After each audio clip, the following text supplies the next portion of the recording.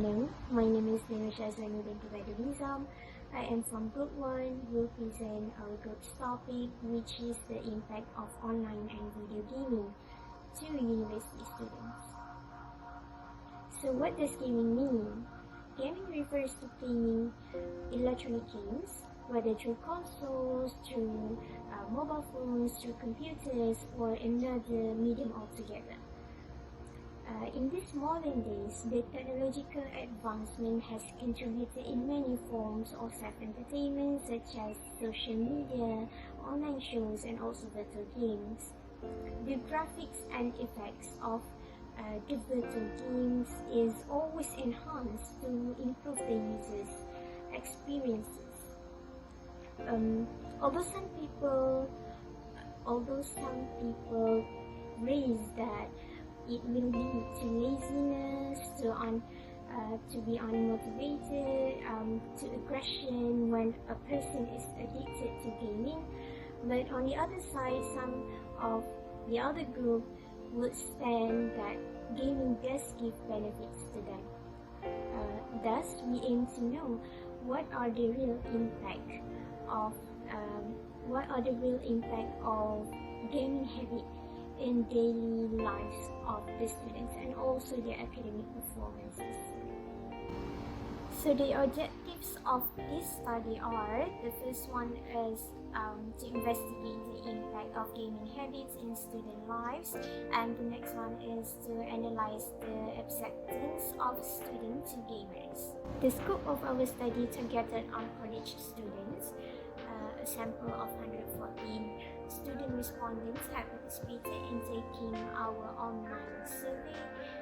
The demographic was based on the different age group. Assalamu alaikum, my name is Shabazz Tariq and I'll be taking over the literature review aspect of this research article. Okay, so the first concept we're going through is online gaming among students. The first point being how video gaming content has increased exponentially over the past decade. This is due to higher education and third-degree education requiring students to have laptops, phones, personal computers, or any type of personal technological device in order to help ease the process of learning. However, having access to such technology does mean that the ease of downloading video game content is much more easier nowadays. As a result, students are spending way more time playing video games, and this leads me to the second point where more time is being allotted to playing video games. Studies showcase that students are spending about 3 to 5 hours a day just playing video games. However, this isn't necessarily a bad thing, as access to video games and playing more video games does help improve students' visual and spatial skills. This leads me to my next point, which is video gaming leads to high visual task performance and faster reaction times. Exposure to video games for approximately 10 hours does help improve spatial attention and mental rotation.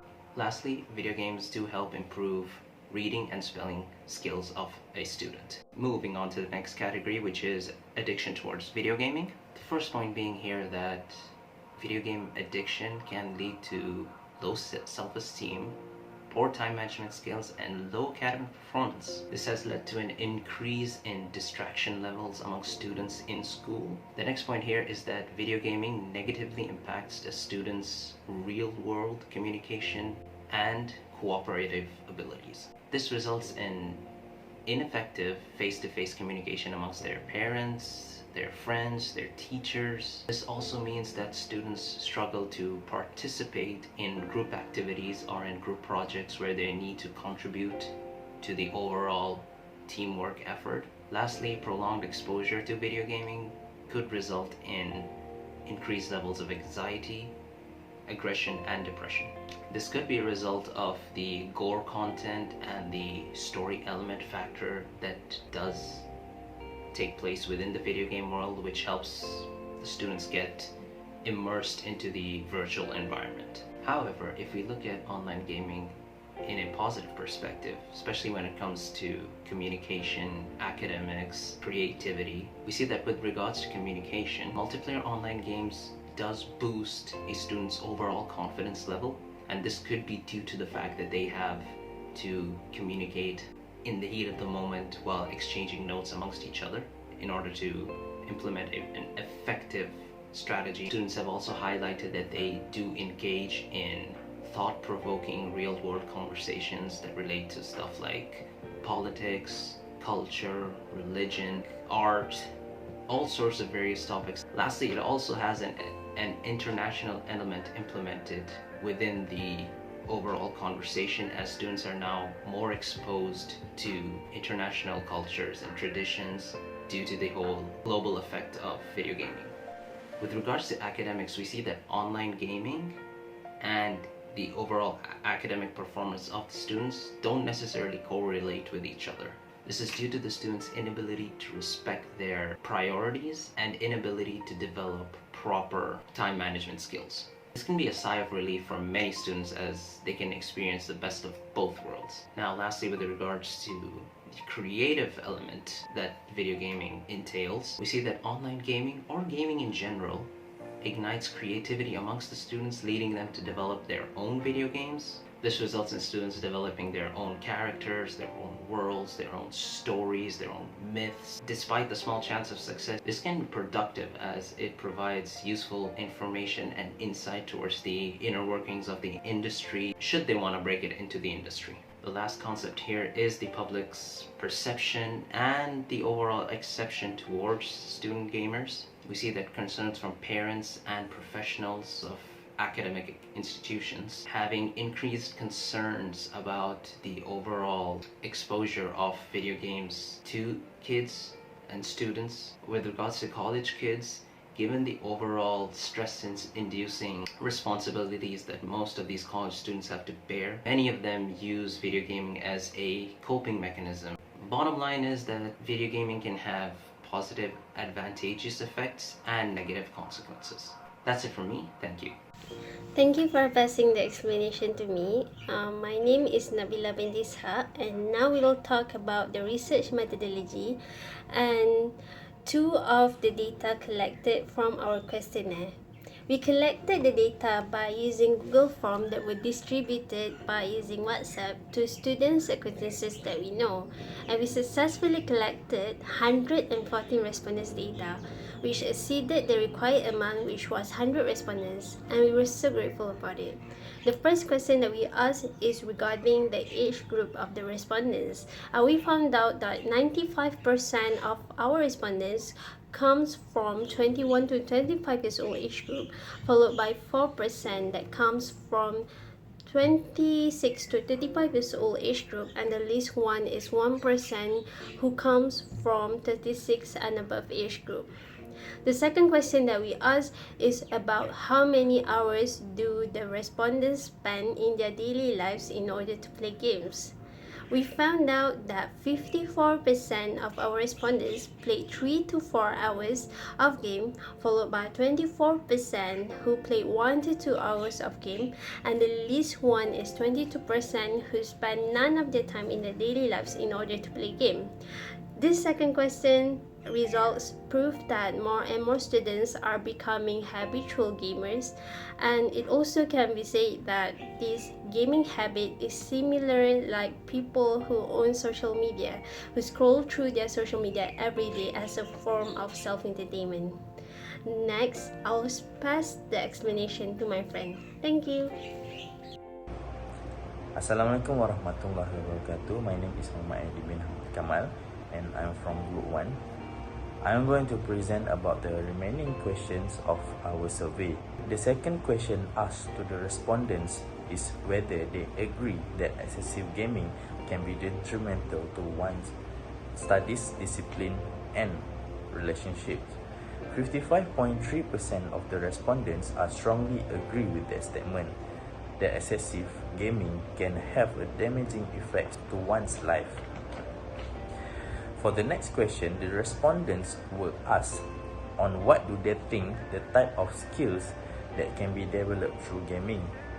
Only 1.8% of the respondents choose no skill can be developed through gaming, which means the majority of the respondents think otherwise. The highest skill that can be developed according to the respondents is communication skills, with 84.2%. The ability to speak with non-native language is gained. It may be by reading and listening to the dialogue of the cutscene from the video game. The next question is about whether gaming can be a healthy coping mechanism to alleviate stress, at which 55.3% respondents are strongly agree with this statement. In other words, the respondents think that gaming, if not excessive, can be a good distraction for depression or any other ongoing stress. For the last question, the respondents were asked that in the future, would they prefer their spouse and or colleagues to be an addicted gamers.